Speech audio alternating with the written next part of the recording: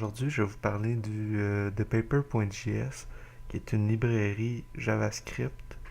En fait, c'est que du JavaScript, ça contient rien d'autre que du JavaScript. En fait, la seule chose que ça fait concrètement, c'est que ça rend plus simple de contrôler des formes ou des objets qu'on aura créés euh, à l'aide de propriétés vectorielles, si on veut. Ça peut aussi contrôler certaines parties des images. Ça contrôle les couleurs et tout ça. Donc, c'est super pratique pour euh, faire des effets qui sortent un peu de l'ordinaire. D'ailleurs, ici, directement sur la page d'accueil du site web, on a un exemple de ce qu'on pourrait faire. Puis ce qui est intéressant, c'est que ça réagit à la souris. Donc, si on passe proche, euh, on, on voit que plus on est au milieu, plus ça devient droit. Puis plus on s'éloigne, plus c'est accentué comme différence. Donc c'est super intéressant ce qu'on peut faire. On peut faire interagir tout ça avec des événements comme la souris, comme les touches de clavier et tout. C'est super intéressant. On a aussi une section sur le site web tutoriel qui est super détaillée. On a beaucoup de choses, à commencer par comment commencer à apprendre à utiliser cette librairie-là. C'est assez facile en fait. Puis d'abord, pour l'installer, c'est encore aussi facile. On a accès à toutes les anciennes versions qu'il y a eu de Paper.js. Euh, on a aussi accès, si on a npm d'installer sur notre ordinateur, on peut simplement taper npm install paper, puis ça va installer notre librairie à notre place, puis on va pouvoir l'utiliser sur notre projet. Euh, pour revenir au tutoriel, en fait, outre comment commencer, il y a la section géométrie qui nous apprend comment utiliser toutes les formes qu'on peut créer dans ce logiciel-là, dans cette librairie-là, pardon. Euh, on peut aussi utiliser des vecteurs, en fait. On peut les utiliser pour créer des formes, pour faire interagir d'autres éléments ensemble de façon vectorielle, c'est-à-dire comme plus organique. Euh, Par contre, c'est assez compliqué parce que contrairement à Illustrator, ici, on n'a pas d'interface qui nous aide, c'est pas visuel, c'est que par mathématiques, avec des points, puis tout ça, ça a l'air assez laborieux. On a aussi les images qui nous permettent en fait de faire plein de modifications. On peut pixeliser ces images-là, on peut aller chercher la couleur générale d'une certaine région. Il y a beaucoup de choses qu'on peut faire avec Paper.js au niveau des images. Euh, Par la suite, le site a beaucoup d'exemples, comme ici, une espèce de blob qui voyage, qui se fond ensemble. Il y a le Nyan Cat, que les gens vont reconnaître, qui suit la souris. Donc, ça interagit avec certains événements qu'on crée nous-mêmes. Euh, on a ici un rectangle, un carré, pardon, une série de carrés qui ont l'air superposés puis qui bougent avec décalage, donc ça fait une espèce d'effet illusion d'optique intéressant. Ici, on a l'impression de voir des cellules humaines interagir ensemble, quelque chose d'aussi qu'on n'a pas souvent vu. Pour les images, comme je parlais, ici, en fait, ce que ça fait, c'est que partout où on passe avec la souris, ça subdivise la région en dessous, de sorte que à la longue, plus on passe à la même place, plus l'image devient définie. Parce que de base, c'est rempli de couleurs moyennes de l'image. Ici, c'est un principe différent, c'est l'image, mais qui est créée à partir d'une ligne dont, en fait, plus la couleur à l'arrière est foncée, plus la couleur de l'image est foncée, plus le trait créé va être épais. Donc, c'est intéressant de faire quelque chose comme ça. Le dernier exemple, c'est des balles rebondissantes. Ce que je trouvais intéressant là-dedans, c'est que c'est quelque chose qu'on a vu souvent, puis qu'on pourrait sûrement faire facilement avec d'autres librairies. Par contre, ici, je trouve que le réalisme est quand même assez intéressant. Puis ce qui est fun aussi, c'est que peu importe l'exemple, c'est qu'on peut aller dans le coin à droite, en haut, puis on a le code complet de la page, puis comment le créer. Donc on peut l'analyser, on peut vérifier qu'est-ce que ça donne. C'est super intéressant, puis ça donne des beaux résultats.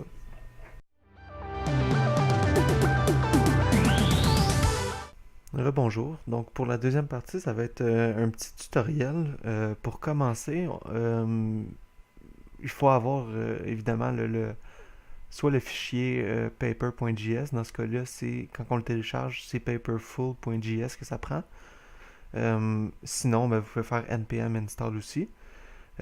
Chose qui est importante, dans la balise dans laquelle on va linker notre script principal, ici, dans mon cas c'est jeu.js, mais il faut le mettre en type text paperscript pour que ça soit ça utilise la librairie paper.js. Puis il faut aussi mettre la balise Canva dedans avec le ID qu'on a mis à notre Canva dans le body pour que ça soit aussi, encore une fois, interrelié. Dans le script jeu, le script principal, ben, la première chose qu'on voudrait faire, j'imagine, ça serait de créer une forme. Dans mon cas, j'ai pris une étoile. Donc, une étoile qui fait partie de l'objet path de type étoile. Donc, celui-là a plusieurs paramètres. Le premier, c'est le center, qui est le centre. Lui, il va prendre une coordonnée X et Y, puis c'est ça, ça va être vraiment le centre de l'étoile dans notre canevas. Donc, on peut le positionner où on veut là-dedans. Le nombre de pointes de l'étoile, moi j'en ai mis 9. Le rayon 1, c'est le rayon de la plus longue branche jusqu'au bout de l'étoile. Puis le rayon 2, c'est dans le fond le rayon jusqu'au bas de la branche. Fait que c'est ce qui va faire qu'on a une étoile plus ou moins pointue en fait. On peut lui donner une couleur, on peut lui donner un trait, on peut lui dire qu'il y a un trait, puis une couleur de trait, ainsi qu'une épaisseur de trait. Donc si on fait ça, ça devrait donner quelque chose comme ça ici. Donc c'est bien simple, mais si on vient de créer une forme assez rapidement. Pour la prochaine chose qu'on voudrait faire, en fait, ça serait sûrement de créer une animation. Donc, pour ça, on a tout simplement à appeler, dans le fond, l'événement onFrame sur notre objet. Ça va appeler une fonction à chaque frame d'une animation. Donc, pour ce faire, ben, premièrement, ce que j'avais trouvé intéressant puis super facile à faire, c'est de rendre l'objet amovible, dans le fond qu'on puisse le drag and drop. Donc pour ça c'est super facile. On a un événement aussi onMouseDrag. Donc c'est super facile. Fait que dès qu'on tient la souris enfoncée, là, dès qu'on pèse puis qu'on la tient enfoncée, cet événement-là est appelé. Puis là-dedans, ben, j'appelle, dans le fond, je dis que la position de l'étoile va être à la position de l'événement. Donc tout ça devrait donner une étoile qu'on peut bouger comme ça, comme on veut avec la souris. Ensuite, ben, pour faire une animation simple, on n'a pas besoin d'appeler ça sur un événement quelconque. On a juste à dire que notre étoile, on veut qu'elle fasse une rotation de 3 à chaque frame. Ensuite, on peut la faire grossir, mais comme c'est à chaque frame, on veut vraiment pas qu'elle grossisse beaucoup à chaque frame.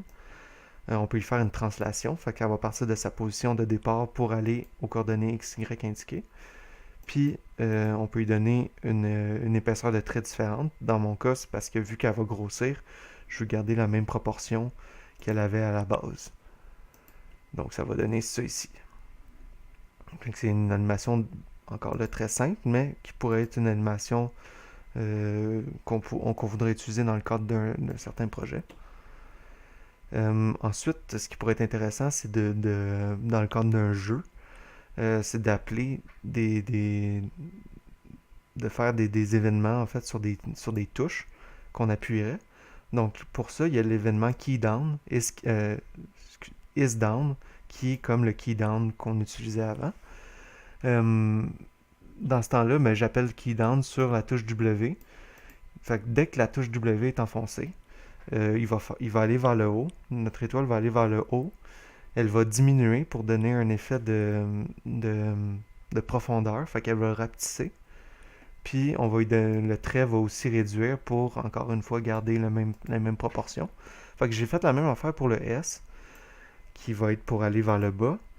Puis pour aller à droite ou à gauche, le A et le D, ce que j'ai fait, c'est que je l'ai fait aussi tourner, fait qu'on va avoir l'impression que l'étoile va rouler carrément. J'ai aussi rajouté un événement sur la touche Space. Puis ça, dans le fond, j'ai fait un tween qui va faire que il va avoir un petit. C'est comme si ça va être un petit boost d'énergie qu'elle va avoir. Fait que ça pourrait être utilisé dans le cadre d'un jeu pour tuer des ennemis ou pour aller plus loin des ennemis pour s'en échapper, en fait. Fait que tout ça ici va donner quelque chose comme ça. Quand on va à droite, quand on va à gauche, si on avance, si on s'éloigne, c'est l'effet que ça fait. Puis, mettons qu'on veut faire un petit boost, pèse sur espace, ça fait ça ici. Fait que ça serait ça. Donc, ça a été fait assez rapidement. Donc, on pourrait faire ça comme ça. Fait que ça serait pour ça, ce serait la base du petit jeu. Là. On pourrait rajouter plein d'autres choses, mais c'est ce que je voulais vous montrer.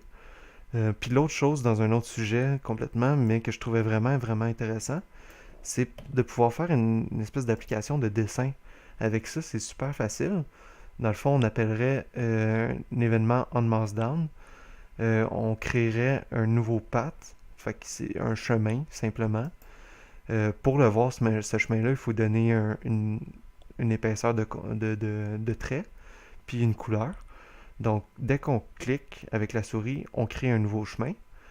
Euh, Puis quand on la tire, dans le fond, une fois cliqué puis qu'on tire, ben là, on pourrait dessiner. Fait que pour ça, ici, on rajoute des nouveaux points à chaque fois qu'on avance avec la souris. Euh, Puis j'ai rajouté une petite affaire, c'est dans le fond, si on pèse sur la touche Shift, le dernier point qu'on a créé va revenir à l'endroit de l'événement, donc à la position de la souris. Fait que ça crée, dans le fond, un segment droit. Donc avec ça, ben, on a ce que ça prend au minimum pour avoir une petite application de dessin. C'est ce que ça donnerait ici. Euh, Quand je clique, je peux dessiner. Puis dès que je tiens Shift, ça fait une ligne droite. Puis dès que je lâche, je peux continuer à dessiner. Puis ça refait une ligne droite. Donc avec ça, ben, on pourrait faire des petits designs, des petits dessins, petite application sympathique. Fait que ça va être tout pour ce petit tutoriel-là. Ça a été bref, mais je vous ai montré quand même plusieurs petits trucs qu'on peut faire avec cette librairie-là. C'est beaucoup plus simple de créer des trucs, puis ça nécessite beaucoup moins de code aussi qu'avec du JavaScript pur. Donc c'est vraiment les principaux avantages quand on reste dans les trucs de base de paper.js. Alors c'est la fin.